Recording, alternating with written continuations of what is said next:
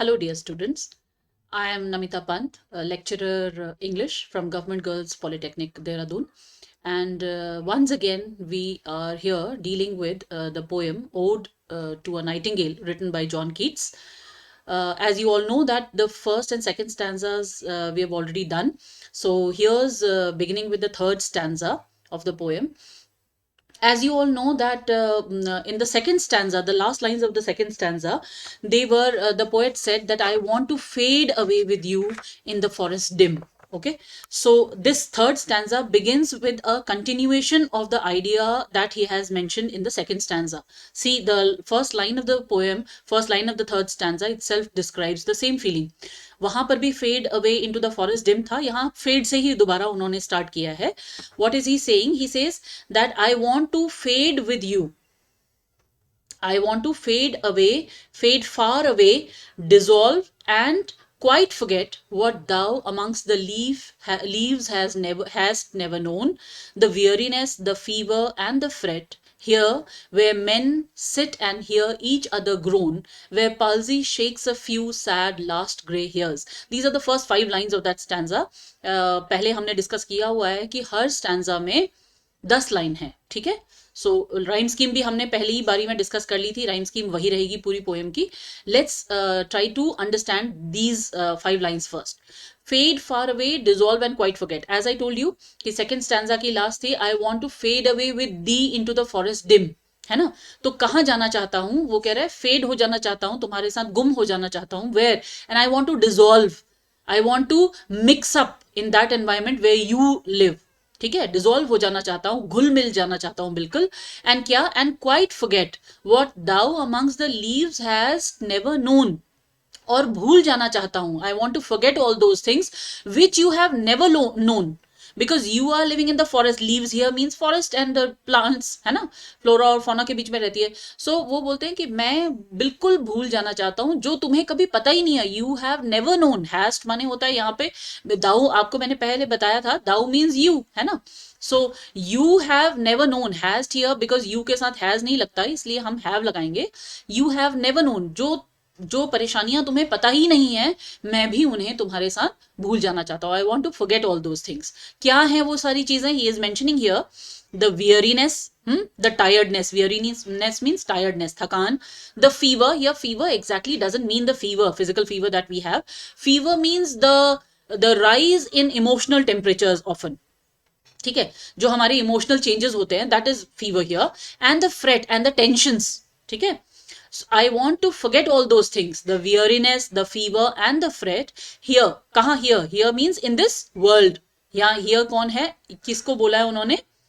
The fever, the weariness and the fret of this, in this world, which is present in this world for all the people who live here, huh? Where men sit. Now here men is representing the whole human race. Men doesn't simply mean human, men. Here men means all the human beings. ठीक है, so he says here where men sit and hear each other groan. Here see this here and here, है ना, दोनों का meaning अलग अलग है, spelling भी अलग अलग है, बोलने में बिल्कुल ईयर राइमिंग हो रही है. जहां पर लोग जो हैं वो एक दूसरे को ग्रोन करते हुए देखते हैं. ग्रोन मीन्स मोन करना, मीन्स कराहना. ठीक है, so here where men sit and hear each other groan, where palsy shakes a few sad last grey hairs. Palsy is actually किसको बोलते हैं? पाल्जी जो लकवा की प्रॉब्लम होती है, ठीक है, उसे पाल्जी बोला जाता है.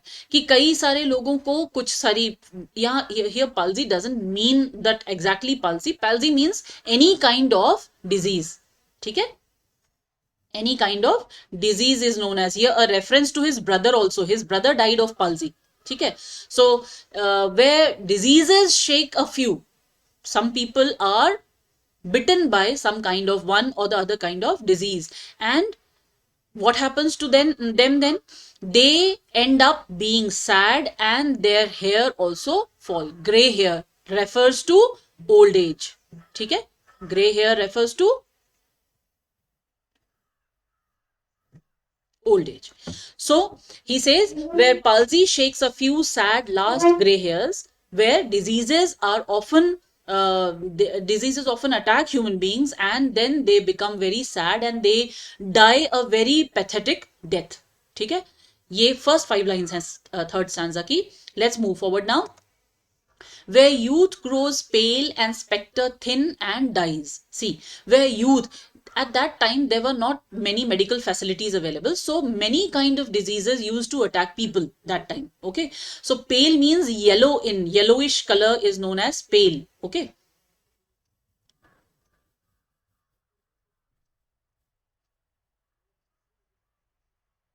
yellowish texture of the skin is known as pale. So where youth grows pale, what happens to youth? They grow pale because of what? Because of diseases. And spectre thin and dies. And their idea of life becomes very weak and they die of those diseases. Okay? Why do they grow pale? Pale क्यों हो जाते हैं? Yellowish क्यों हो जाते हैं? Because of diseases. ठीक है, यंग एज में ही उन्हें बहुत सारे डिजीजेस लग जाते हैं. यहाँ पर उनका जो रेफरेंस था, he was very sad because of his brothers death, though he also died very young, but this in this line he is referring to he is sad because of the death of his brother. So वो बोलते हैं कई सारे young लोग जो हैं वो पेल हो जाते हैं और उनका their view about life becomes very thin and they die of those diseases. Where but to think is to be full of sorrow. See, he says, where but to think, if only we start thinking, we'll be full of sorrow. There is nothing else in this world other than sorrowness, other than sad feelings. He says this. ठीक है, कि दुख के अलावा इस संसार में और कुछ भी नहीं है. And leaden eyed despairs. And what happened? Lead is सीसा बोलते हैं ना, जैसे lead जो पेंसिल्स में भी लगा होता है, that is called lead. Lead here refers to heavy, because lead is a very heavy metal. तो यहां पर लेड का मतलब है हैवी. तो हैवी आइड, हैवी आई, भारी आंखें हो जा रही हैं. किसकी वजह से भारी आंखें हो जा रही हैं? डिस्पेयर्स की वजह से, ट्रबल्स की वजह से, परेशानियों की वजह से. ठीक है, तो परेशानियों से सबकी आंखें कैसी दिखाई देती हैं? हैवी दिखाई देती हैं, लेडन आइड हो जाती हैं वो. ठीक है, where beauty can not keep her lustrous eyes. Beauty is not able to, here this beauty, see the word beauty, B letter is capital. Why is it capital? Because here beauty has been personified. Personification का use किया है. मैं इसे लिख देती हूं. हमने पिछली पोएम्स में भी कुछ में डिस्कस किया था कि पर्सोनिफिकेशन एक फिगर ऑफ स्पीच होता है जहां पर किसी भी ऑब्जेक्ट को या किसी भी नेचुरल अकरेंस को हम क्या कर देते हैं?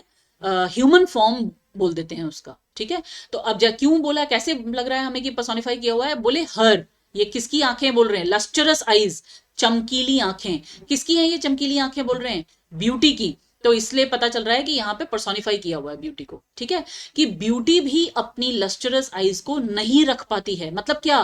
Beauty also fades away. मतलब हम ब्यूटी को क्या अटैक कर देता है? ओल्ड एज अटैक कर देता है. तो ब्यूटी भी बहुत लंबे समय तक नहीं चल पाती है. ठीक है, और new love pine at them beyond tomorrow. See, love को भी यहां पर पर्सोनिफाई किया हुआ है. This is also personified. इसको भी मैं लिख देती हूं, पर्सोनिफिकेशन. ठीक है, लव एल कैपिटल भी किया हुआ है, आप देख रहे होंगे यहाँ पे. पर्सोनिफिकेशन कैसे पता चल रहा है? कि वो बोल रहे हैं कि लव भी कल से पहले, मतलब आने वाले कल तक ही वो उसे देख पाता है. मतलब with age love also fades away. ठीक है, प्रेम भी खत्म हो जाता है. हमने एक पोएम पढ़ी थी, सोनेट नंबर 116, उसमें उन्होंने बोला था love is not love which alters when it alteration finds. ये लाइन आपको याद आ रही होगी, है ना. यहां पर लेकिन कीट्स का व्यू बिल्कुल अलग है. वो बोलता है कि कुछ समय से ज्यादा लव भी नहीं चल पाता है. ठीक है, नाउ हियर ये फर्स्ट थर्ड स्टैंजा हमारा पूरा हो गया. 10 लाइंस हो गई ये पूरी. अब we all will try to look at the जो भी फिगर्स ऑफ स्पीच यहाँ पे यूज करे हैं या ब्यूटिफिकेशन के लिए जो पोएट ने यूज किया है, हम उसे एक बार फिर से देखने की कोशिश करते हैं. ठीक है, let's go back to this one. कहां से आया? देखो, फेड फार अवे. अब आपको दिख रहा होगा, मैंने आपको एक बताया था कि कैसे फेड फार अवे, और एक यहाँ पर ही वर्ड यूज हुआ है फॉरगेट, है ना. तो यहाँ पर मैंने आपको बोला था जब एक ही लेटर को रिपीट करा जाता है फॉर ब्यूटिफिकेशन, हिंदी में उसे बोलते हैं अनुप्रास अलंकार और इंग्लिश में बोलते हैं एलिटरेशन. तो यहां पर एलिटरेशन, ये this is a. Okay, alliteration use हुआ है. मतलब हम इसे हिंदी में बोलेंगे अनुप्रास अलंकार. Fade far away, dissolve and quite forget what thou amongst the leaves has never known, the weariness, the fever and the fret, here where men sit and hear each other groan, where palsy shakes a few sad last gray hairs. now यहां से आपने देखना शुरू करना है. एक where यहां पर यूज हुआ है, ठीक है. नेक्स्ट स्लाइड में देखते हैं. फिर से देखो, एक वेयर यहां पर यूज हुआ है, फिर नेक्स्ट लाइन में वेयर यूज हुआ है, फिर नेक्स्ट लाइन में वेयर यूज हुआ है. इतनी बार जब हम किसी पोएम में स्टैंजा को बार बार एक ही वर्ड से स्टार्ट करते हैं, वहां पर भी एक फिगर ऑफ स्पीच यूज होता है, उसे बोलते हैं एनाफोरा. आप इसे नोट कर लीजिएगा, थोड़ा सा नया है ये भी एक क्या है, फिगर ऑफ स्पीच है, जहां पर हम एक ही वर्ड को बार बार, और ये क्यों यूज किया जाता है अभी मैं इसे भी एक्सप्लेन कर देती हूं आपको. फिगर ऑफ स्पीच, ठीक है. ये क्यों यूज किया जाता है बार बार, वेयर वेयर वेयर क्यों यूज किया है, टू एम्फेसाइज. बार बार बता रहे वेयर, कहां है ये वेयर, इन दिस वर्ल्ड. ये वेयर मतलब क्या हुआ यहां पे, इन दिस वर्ल्ड. यहां पर ऐसा ऐसा होता है, तो बार बार यहां ऐसा, यहां ऐसा, जहां ऐसा करके बोला है. तो ये जो है इसको बोलते हैं anaphora. This is the figure of speech, ठीक है. ये वेयर यहां पर यूज हुआ है, ये वेयर यहां पर यूज हुआ है, फिफ्थ लाइन में भी वेयर हुआ है, ये वेयर यहां पर यूज हुआ है, तो दिस इज एनाफोरा, ठीक है. So this is the explanation of this stanza. I have made a slide specifically for the explanation of this stanza. Let's go through it now. I long to despair. The poet says, I wish to disappear. Long means here wish, है ना. He is wishing to disappear. गुम हो जाना चाहता है, खो जाना चाहता है. To forget what you, Nightingale, you माने कौन यहाँ पे, you किसको, Nightingale, have never had to know. कभी तुम्हें पता ही नहीं चला जिसके बारे में, मैं उसको भूल जाना चाहता हूँ. क्या है, you live untouched by all the exhaustion, sickness and worry that come with being part of the human world. जब हम human world में होते हैं तो उसका एक पार्ट है exhaustion, means थकान, tiredness, ठीक है, sickness and tensions, worries, है ना. where people sit and listen to each other groan in pain. कराहते रहते हैं, एक दूसरे को सुनते रहते हैं, because nobody, everyone is in pain, so nobody is able to help the other person, ठीक है. where disease and old age are inevitable. Inevitable means we cannot stop that from being happening, ठीक है. हम उसको होने से रोक नहीं सकते, उसको बोलते हैं इनएविटेबल, जो होना ही है, ठीक है. Where disease and old age both are inevitable, and where youth fades and dies, जहां पर यूथ भी फेड हो जाता है और खत्म हो जाता है. For human beings even just to think is to feel suffering. जैसे ही ह्यूमन बींग सोचना शुरू करते हैं, सफर करना शुरू कर जाते हैं, ठीक है. Heavy sadness and pain, sadness है, पेन है. In the human world beauty never last, आगे लिखा है ना, ठीक है. देखो यहाँ पे ये जो लाइन मैं आपको बता रही थी, beauty can not keep her lustrous eyes, इसका मतलब है इन ह्यूमन वर्ल्ड में ब्यूटी कभी भी ज्यादा समय तक चलती नहीं. लास्ट माने होता है ज्यादा समय तक चलना, ठीक है, never last. And neither does love, और ना तो लव ज्यादा समय तक चल पाता है. So this is the complete explanation of this third stanza. Let's move forward to the fourth stanza. मैंने जैसे आपको पहले ही बताया था, इसमें 8 stanzas हैं, so it will take some time, हमें टाइम लगेगा इसको करने में. Let's see now the fourth stanza. Away, away, for I'll fly to thee, not charioted by Bacchus and his bards, but on the viewless wings of poesy. Though the dull brain perplexes and retards, already with thee tender is the night. Here comma, there is a comma, so let's read the other 5 lines also. And happily the queen moon is on her throne, clustered around by her starry face, but here there is no light save what from heaven is, with the breezes blown through verdurous glooms and winding mossy ways. These are the 10 lines of this stanza, ठीक है. Now see, away, away. Now he says, I want to move away, I want to go away. क्यों away, away, 2 बार, और दूर, ठीक है. To emphasize, ये क्यों बार बार बोला गया है, 2 बार क्यों बोला गया है यहाँ पे, because he want to emphasize on the fact that he really wants to go away from this world. For I will fly to thee, मैं तो thee means मैंने आपको पहले भी बताया है, फिर भी मैं यहाँ पर फिर से लिख देती हूँ, you, मैं तुम तक, तुम्हारे तक उड़ करके आ जाना चाहता हूँ. और कैसे आ जाना चाहता हूं, not charioted by Bacchus and his pards. Now Bacchus is a Greek god of wine, ठीक है, is a god of wine. Pards means उसके कंपेनियंस, ठीक है. चैरियटेड माने होता है रथ, चैरियट माने होता है वैसे रथ, ठीक है. So not by I don't want to be driven by Bacchus, मतलब मैं वाइन पी करके या नशे में तुम्हारे पास नहीं आना चाहता हूं, ठीक है। आना, चैरिटेड माने to come to you, to use a vehicle to come to you. मेरा ये मकसद नहीं है कि मैं लिकर के थ्रू तुम तक पहुंचूं, ऐसा नहीं है मेरा मकसद। But on the viewless wings of poesy, now he see here, poesy means poetry, ठीक है। पोइजी मतलब क्या होता है, मतलब है यहाँ पे पोइट्री। तो मैं कैसे आना चाहता हूं, पोइट्री के विंग्स में। और कैसे विंग्स हैं वो, व्यूलेस विंग्स हैं, जो दिखते नहीं। हाँ, अनसीन, व्यूलेस मतलब that can not be seen. मैं उनके विंग्स में, पोइट्री के विंग्स के थ्रू तुम तक आना चाहता हूं। Of course he is writing a poem here, है ना। तो he is not driven by Bacchus and his pards, he is not having wine, ठीक है। Though the dull brain perplexes and retards, perplex मतलब होता है कंफ्यूज होना, retard माने बार बार पीछे चला जाता है, ठीक है। Though what happens, my dull brain often gets confused and it wants to go back, ठीक है। दिमाग काम नहीं करता मेरा, कभी कभी बहुत कंफ्यूज हो जाता हूं। Already with the tender is the night, तुम तक कंफ्यूज होकर के पहुंच जाना चाहता है, ठीक है। कंफ्यूज हो जाता हूं, फिर तुम तक भाग के आ जाता हूं। टेंडर मीन्स होता है soft. Now he comes back to the present situation. He says the night is so soft. Night बहुत ही सॉफ्ट है, बहुत ही कूल है, बहुत ही काम है। See next 5 lines, and happily the queen moon is on her throne. और बड़े आराम से जो मून को क्या बोला है, देखो यहाँ पे क्वीन मून, मून को क्या बोल दिया, क्वीन बोल दिया। मतलब यहाँ पे फिर से क्या यूज कर दिया पोएट ने, पर्सोनिफिकेशन यूज कर दिया, ठीक है।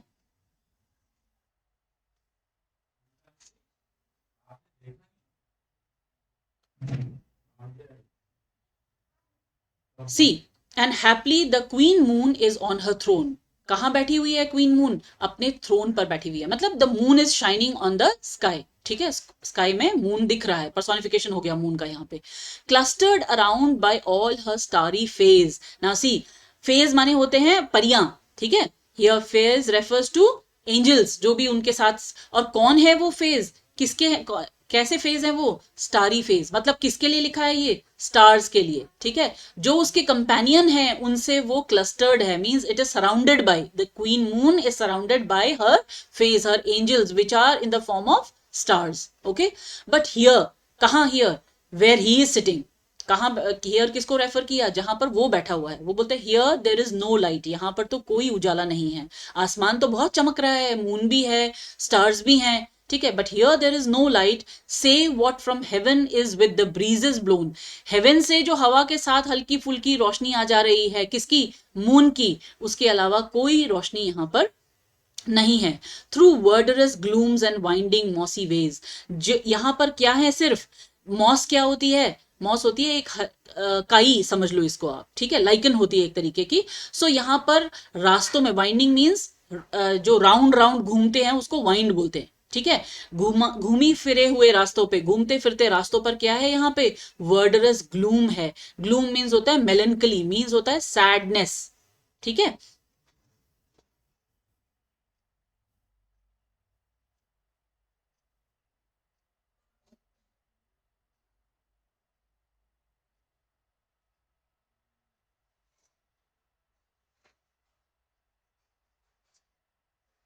मेलेंकली, इसको मैं करेक्ट कर देती हूँ बेटा, ये थोड़ा सा लिखने में दिक्कत हो गई थी। ME, ठीक है। ग्लूम मतलब होता है सैडनेस, ठीक है। जहां पर सैडनेस है और घूमते फिरते मौसी रास्ते हैं, यहां पर सिर्फ यही है, ठीक। जबकि तुम्हारे आसमान में जहां पर तुम उड़ रही हो वहां पे क्या है, क्वीन मून है और सारे स्टार्स हैं, ठीक। तो ये हो गई इसकी अगली 10 लाइन, यानी कि नेक्स्ट स्टैंजा। सी, यहां से शुरू कर लेते हैं एक बार फिर से। Away away for I fly to thee, not charioted by Bacchus and his pards. Figure of speech ढूंढ रही हूं अब मैं, मैंने आपको बता दिया था ये होता है गॉड ऑफ वाइन,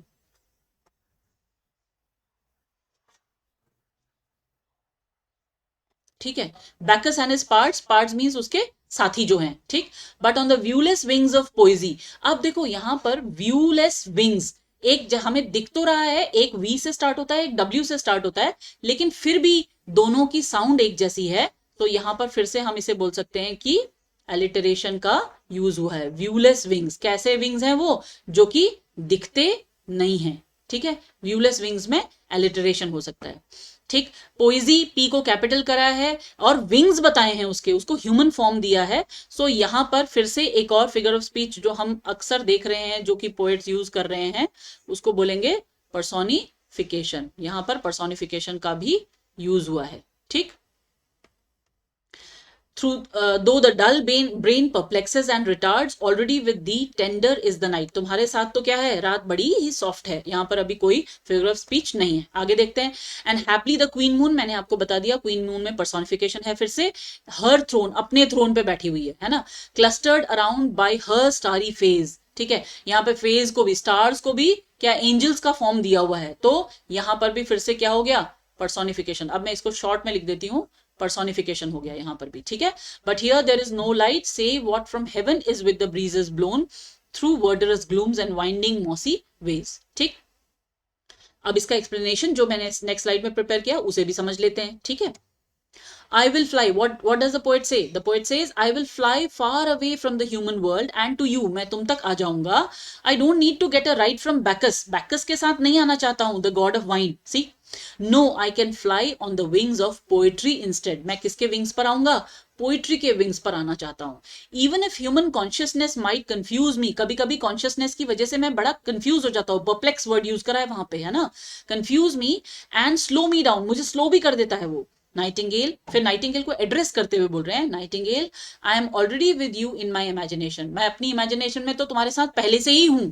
ठीक है, he says the night is gentle and the moon the queen of the sky. Queen moon क्यों बोला, क्योंकि मून जो है वो स्काई का क्वीन होता है रात के समय। is sitting on her throne surrounded by her stars, but it's dark where I am standing with only a small amount of light making its way through the lush but gloomy trees। Gloomy मैंने आपको बताया, melancholy, sad, है ना, trees and winding moss covered path, ऐसे रास्ते जो कि moss से कवर हुए हैं, काई लाइकन से कवर हुए हैं। So this is the explanation of the next two stanzas. We'll be dealing with two more stanzas in my next presentation. Till then, I hope you have a good time studying all these things, understanding all these things, and wherever you find it difficult to understand any line or any explanation, please do message me or do comment in the comment box when I'll be posting this। आप लोग comment कीजिए, उसमें मुझे पूछिए जो भी आपको doubts होते हैं। I'll be very happy to help you all. Till then, goodbye and take care.